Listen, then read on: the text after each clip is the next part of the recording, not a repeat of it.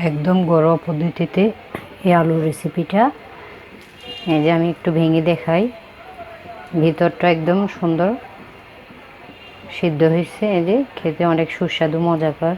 মাঝে মাঝে হয়তো ভাজা পোড়া খেতে ইচ্ছা করে, বাইরে যাইতেও পারি না, আনতেও পারি না, চাইলে এটা বাসায় এভাবে এই পাকোড়াটা বানিয়ে খেতে পারে।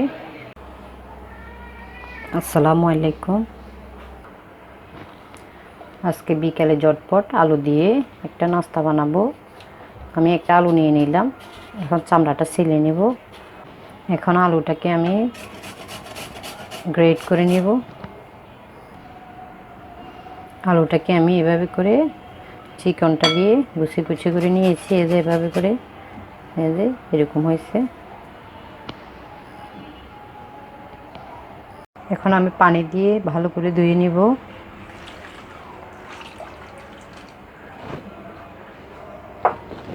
এই যে হাত দিয়ে এভাবে কষতে ভালো করে ধুয়ে পানিটা আমি ফেলে দিব।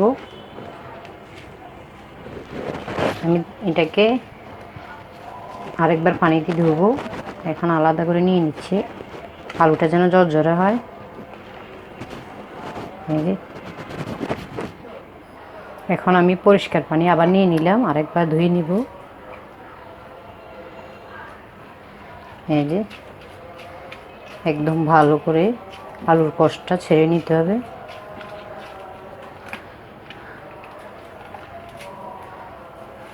চাইলে একটা ঝাড়জিতে নিয়ে পানিটা সরিয়ে নিতে পারেন। এই যে আমি হাত দিয়ে ভালো করে চিপে একটা বাটিতে আলাদা করে নিয়ে নিলাম। এটাকে আমি ভালো করে ধুয়ে এখন এক বাটি পেঁয়াজ দিয়ে দিলাম। পেঁয়াজের পরিমাণটা একটু বেশি লাগে আলু পাকোড়াটাতে। এখন আমি কয়েকটা কাঁচামরিচ দিয়ে দিলাম, আর দেবো হলো গোলমরিচ। আমি গোলমরিচটা বেটে কাঁচের একটা জারে রেখে দিয়েছি। পরিমাণ মতো একটু গোলমরিচ দিয়ে দিব। এখন এটাকে লবণ দিয়ে ভালো করে হাত দিয়ে মেখে নেব।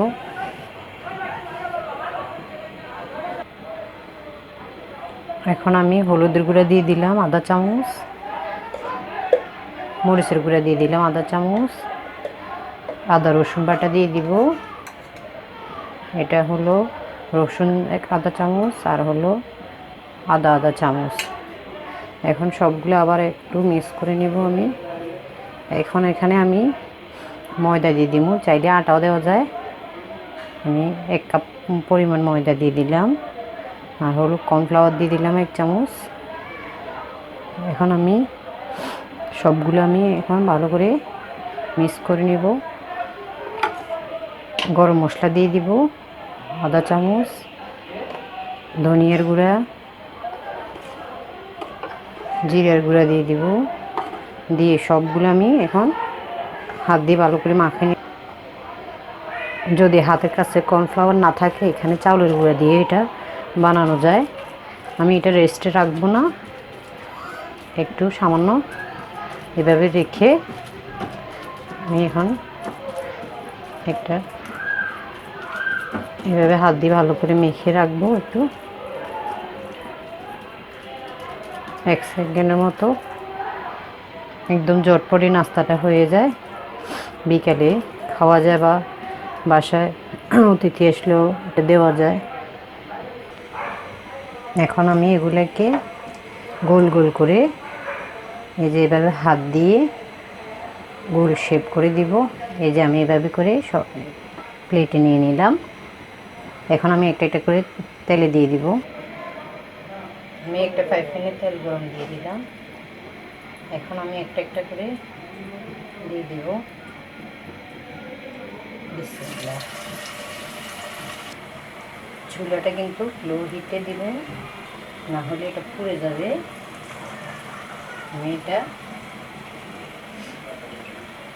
একটু কমাই দিয়েছি, তেলটা অতিরিক্ত গরম হলে পুড়ে যাবে। তেলটা হালকা গরম হয়েছে, তারপরে দিয়েছি আমি।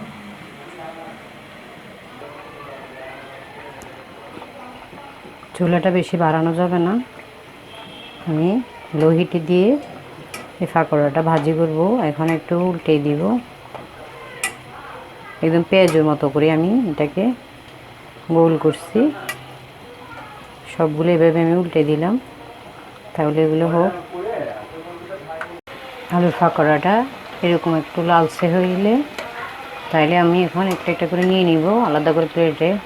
বেশি পোড়া পোড়া করলে খেতে মজা লাগে না, একটু মচমচে হলে আর একটু লাইট কালার হলে এটাকে নামাই নিব। এখন আমি একটা একটা করে নামাই নিব। চুলাটা একটু কম করে দিলে, আগুনটা কমাই দিলে তাহলে উপরটা পুড়বে না, ভিতরটা হবে সুন্দর মতো। এখন আমি এগুলা আলাদা করে একটা টিস্যুতে নিয়ে নিব। টিস্যুটা নিলে ভালো, তাহলে তেলটা এটাতে চুষে যাবে আর আলুর পাকোড়ার তেলটা থাকবে না। এই যে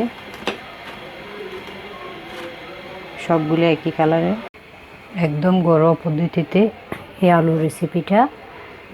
এই যে আমি একটু ভেঙে দেখাই, ভিতরটা একদম সুন্দর সিদ্ধ হয়েছে। এই যে খেতে অনেক সুস্বাদু মজাকর। মাঝে মাঝে হয়তো ভাজা পোড়া খেতে ইচ্ছা করে, বাইরে যাইতে পারি না, আনতেও পারি না, চাইলে এটা বাসায় এভাবে এই পাকোড়াটা বানিয়ে খেতে পারে। অনেক সুস্বাদু হয়, মজা হয় খেতে। তা আজকে এই পর্যন্ত। আল্লাহ হাফেজ, আসসালামু আলাইকুম।